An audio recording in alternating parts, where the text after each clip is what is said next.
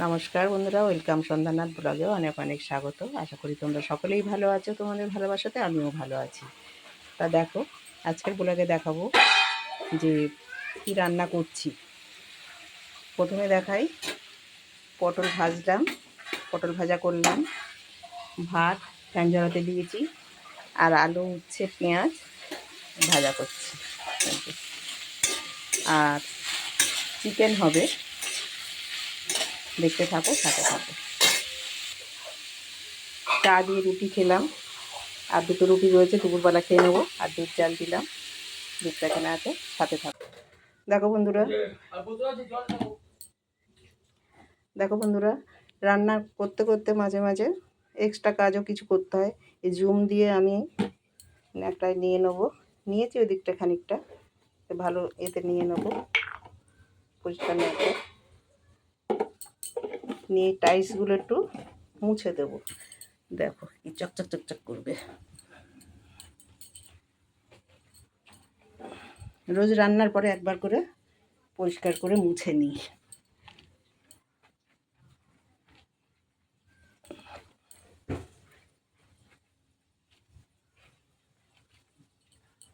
দেখো,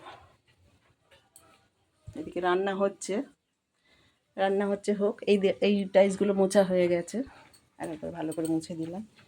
দেখো, রান্নার জায়গাটা একদম তেল চিটে নেই, দেখছো? রান্নার জায়গা সবসময় পরিষ্কার করে রাখতে হয়। একবারে অনেক তেল কাজটা পড়ে গেলে আর তুলতে পারবো না, সাদা টাইলস, তাই জন্য রোজ মুছে নিই। তাই ভাবলাম বন্ধুদের কাছে এটা একটু শেয়ার করি, সাথে থাকো বন্ধুরা। অনেকটাই পুরো ওইখান থেকে পুরো ওই দেয়াল পর্যন্ত পুরো চকচক করছে। এখন ওই সাইডটা বাকি আছে, ওইটা করে নিই। দেখো বন্ধুরা, মনে হচ্ছে যেন নতুন বসিয়েছি, একটু কোথাও দাগ নেই, দেখছো? জুম অ্যাময়ের প্রোডাক্টের জুম দিয়ে টাইলস মুছলে পরে ভীষণ পরিষ্কার হয়, লিকুইড। এই যে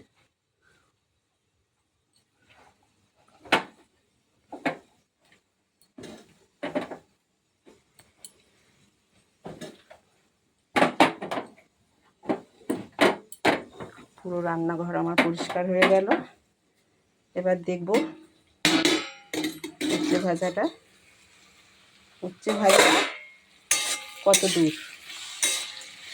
আলু উচ্ছে পেঁয়াজ ভাজা গরম ভাতের সাথে আমার তো এই দিয়ে খাওয়া হয়ে যায়, আর কোনো কিছুই লাগবে না।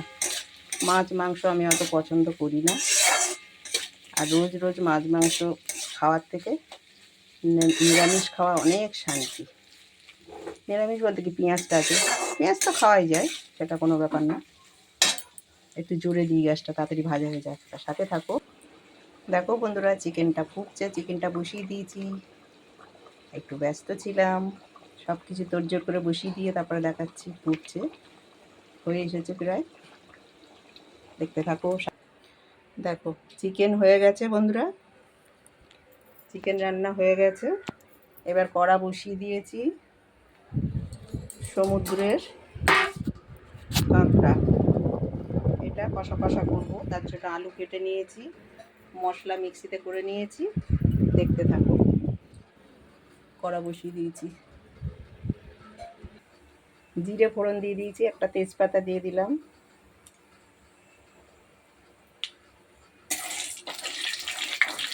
কড়াটা পুড়ে পুড়ে যা অবস্থা হয়েছে না, এটা কাঠে রান্না করা হয় এই কড়াটাতে।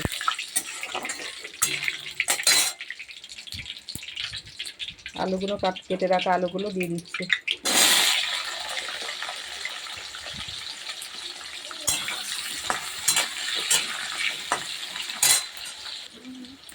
একটু হলুদ দিয়ে দিচ্ছি।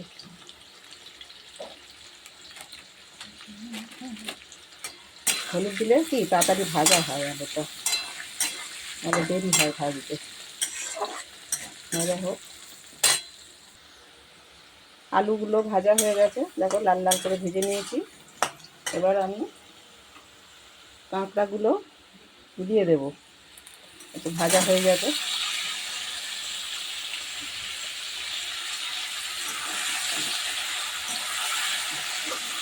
বেশি ভাজলে ভালো লাগে না, একটু নেবে, মশলা দিয়ে দেবো।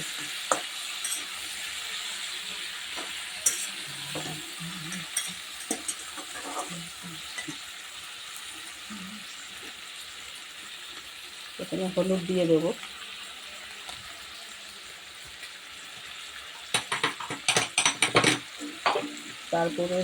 তারপরে দেব পেস্ট করা মশলা,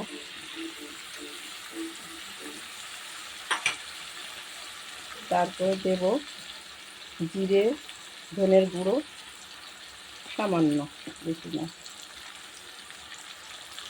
তারপরে দেব লবণ,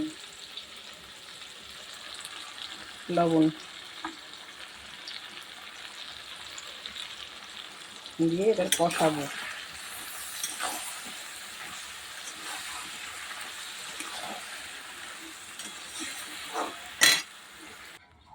দেখো আমার রান্না হয়ে গেছে বন্ধুরা। আমি এখন কাঁকড়ার তরকারিতে এখন গরম মশলা দিয়ে দিচ্ছি। ব্যাস, রান্না কমপ্লিট। চিকেন, কাঁকড়া, আলু পেঁয়াজ উচ্ছে ভাজা, পটল ভাজা, খারকুল পাতা বাটা। দেখো কেমন হয়েছে। তোমরা কে খাও না খাও জানি না, কমেন্টে বলবে। অফ করে দিলাম, ঢাকা দিয়ে দিলাম, ব্যাস। নমস্কার বন্ধুরা, দেখো আমার রান্না পুরো কমপ্লিট। দেখাই কি কি রান্না করেছি। প্রথমে দেখাই জল দিয়েছি কর্তামশাইকে, সাদা ভাত, খারকুল পাতা বাটা, আলু উচ্ছে পেঁয়াজ ভাজা, পটল ভাজা, কাঁকড়ার তরকারি, চিকেন। আর খাওয়ার পরে আমটা খেয়ে নেবে। এখন কাটিনি, ধুয়ে রেখেছি, উনি পছন্দ মতো করে কেটে খেয়ে নেবে। তাহলে আজকের ভিডিও এই পর্যন্তই। আবার আসবো পরের ভিডিও নিয়ে। ভালো লাগলে লাইক কমেন্ট শেয়ার করে দিও। আর তোমরা সুস্থ থেকো, ভালো থেকো। Tata, bye bye.